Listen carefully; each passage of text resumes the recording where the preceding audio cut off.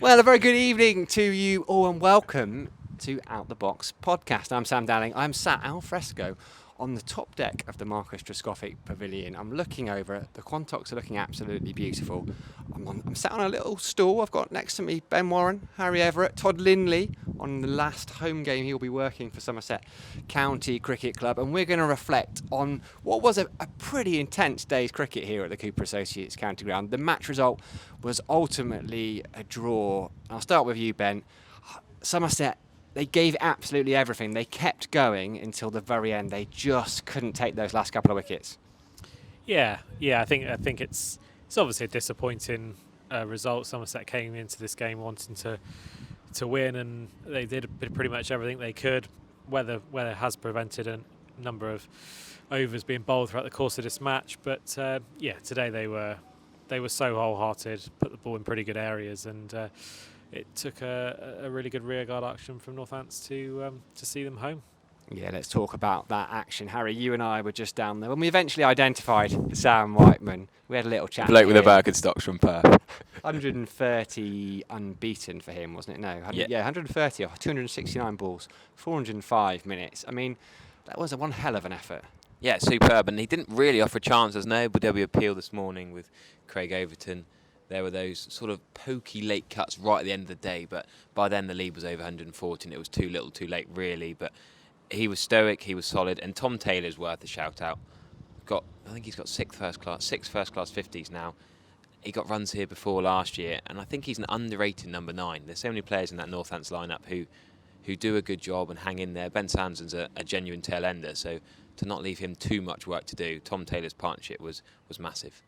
Yeah, and I do wonder if actually Somerset missed a little trick there. When Taylor was out there with Sam Whiteman, they were obsessed with getting Whiteman off strike and bowling Taylor. And actually, if you're not getting Taylor out, and he didn't look like getting out, he was going to score quickly. Todd, you're a man who enjoys a little bit of excitement. You're always vociferous in our ears when we're on the live stream. But we had a few moments today where actually it was deserved. A few brilliant catches. Northants were 210 for 4 and suddenly 219 for 7, and you just thought, Somerset are going to give me a victory to sign off with.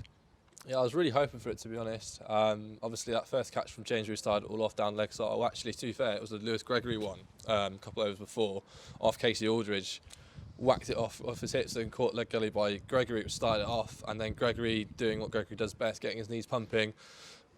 Stuart Broad-esque sort of vibe, and first take from James Reed was brilliant down leg side, stuck the hand out. I mean, we made it look on the stream like it's a regulation keeper catch with our little slow-mos and everything, but it was unbelievable. But the TKC one, I mean, obviously scoring a ton on literally yesterday and then coming out today with an unbelievable catch. What made it better was obviously Craig Overton came inside and he still took it a couple inches off the ground, which is unbelievable.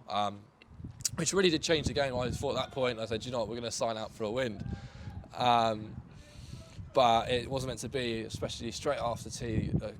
For me, one of the key moments was that drop catch straight after tea, which kind of may have shaped, for me personally, would have changed momentum going into that taking that first wicket straight off. It may have changed changed the way of the game, but like I said, it went straight to a draw. So. Yeah, we're on the Out the Box podcast, so we'll move slightly away from the cricket, Ben, and this is the first day actually almost of the season. It's felt really nice in the sunshine the last couple of hours, but from your perspective, let's take people behind the scenes. Really successful 4 days, because we had ex-players in, we've had Vic on the stream, we've had Triggs on the screen, we've had Sophie Luff. It's been absolutely fantastic. Yeah, I think I think we're getting there. I think it's been well documented that we've changed a lot of things with the stream and the broadcast this year to take us to the next level. We had to sort of almost take it all apart and build it from scratch, and a lack of pre-season has meant that we were sort of chasing our tails a bit for certainly those first 2 games, and we've had some issues with networks and things like that we've had to sort out. So yeah, it's been a tricky sort of intro into the season from a broadcast point of view. But this game's felt far more up to our usual standards, and hopefully people are appreciating the kind of different angles that we've got, the slow motion elements that we can add into it, and what we have done is built from the ground up now, so that every addition we make will go straight in and add to the broadcast experience. Yeah, and one such addition has been the recent introduction of these Vertu Motors earpieces. I've seen a lot of smiling faces around the ground listening to them. Harry, I know you're always listening when you're off comms, but there's been plenty of people that have stopped us and said what wonderful it is to be able to hear, particularly Vic and Triegs and Soph talk. They don't want to listen to us, but isn't it a lovely addition? Yeah, I've had some lovely comments, texts, Facebooks, tweets, YouTube comments. People come around the ground stopping us. It's been brilliant to have that love. I think it's my most favourite, the new addition to the stream. You know, these guys work so hard with bringing extra little bits in and extra features, but I think it's brilliant that people can then interact with us. It makes it more of an inclusive sort of family community club. It's brilliant. Yeah, fantastic. And Todd, we're losing your services. Go on. You've been here, a year now? It's been really enjoyable having you around. It's just been a year, but I'm actually really started to go. It's been a really amazing experience working here, like doing things I've never thought I would. The directing of the live stream being one of those. I mean, I get to annoy people for a living in their ears. I mean, it's quite amazing. Direct the live streaming and kind of like showcase the fun we have. I mean, we have a load of fun in the comm box and in the studio. So it's been a really fun experience, and obviously getting to know, going with those journey with the players. It's been one hell of a journey so far in one season. And I've always been a Somerset fan. That's what brought me to the club in the first place. I've been coming here since I was a member, since I was like 10, maybe younger. I remember my first finals day in 2010 when we lost on a controversial run out with a runner. But moving on to West Ham in the Premier League, which would be a different experience, and I'm really looking forward to it. But I'll always be somewhere near Somerset in a sort of way.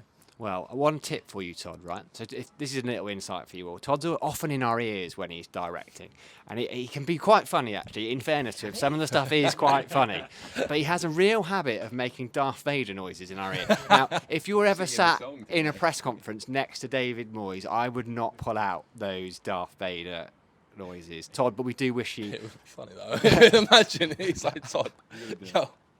We wish you the very best of luck. Well, we'll round up quickly by going back to cricket and looking ahead to the future. Thursday, we're up at the Emirates Old Trafford. Cameron Bancroft won't be available. Matt Henry, we think, is going to be available.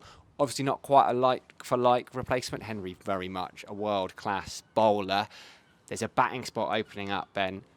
There's people in the twos knocking down that door. Bartlett, Goldsworthy, even Amid, Ben Green, Steve Davis. I'm sure I've missed other people out. Where do you see Somerset going? Tom Banton? I mean, first and foremost, these next two away games are absolutely huge now, aren't they? You know, this Somerset will find themselves not at the pretty end of the table after all the results have come in this evening, I'm sure. But and that's been the slightly frustrating thing of the season so far. The twos have played really, really well. There's lots of players in the twos scoring hundreds, putting themselves up for selection. And I overheard Greg Kennis, the second 11 coach, said that the whole top six of the twos invariably are challenging why they shouldn't be in the first team. So yeah, decisions to be made ahead of that Lancs game. George Bartlett will probably be, for my money, ahead of the pecking order to come in, but we should have to wait and see what the surface is up there like. But just two huge games. They really can't afford to lose these two before coming back home. Might they think up at Old Trafford, Harry, about playing two spinners, and does that bring Goldsworthy into the equation? I know Old Trafford spins. I love Lewis Goldsworthy, and I think that would be... I put in my fancy team. We talked about this before. I thought he was going to play the first game ahead of George Bartlett, and I still think he's there as a good option. That Lewis Goldsworthy can bowl those overs to spin, but it's two left armers that bowl sort of similar sort of angles. I think Matt Henry is massive. I've just put the New Zealand-Pakistan game on. We need to see how he's getting on, because he's been bowling well at some former Somerset players in Babra Azam and Imam ul Haq. But I think it would be nice to see Lewis Goldsworthy, but there's so many options. It's going to be a really hard decision to go between Green, Bartlett, Goldsworthy, Amid, Davies. There's so many options. You say the whole top six really could come into it. Yeah, they absolutely could. Todd, final word for you. Will Somerset win a trophy this season? And if so, which one will it be? Oh, that's a very tough one. I mean, I would love them to see them win the championship.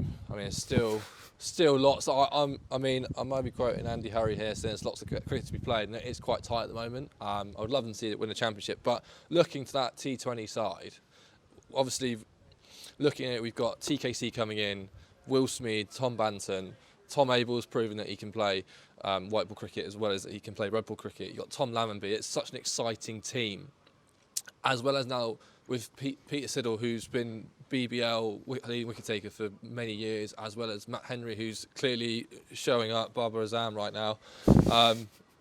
Former Somerset fan about that, but the team's very exciting this year, and there's a lot of depth. Like Ben Green's been, I saw him out bowling today, the white ball hitting his like Yorkers outside off stump, and I'm really, really excited to be there at Edgbaston when we win the championship, win the good old T20 Vitality Blast. I like that answer from you, Todd. Harry Everett, another insight for you. He's never without.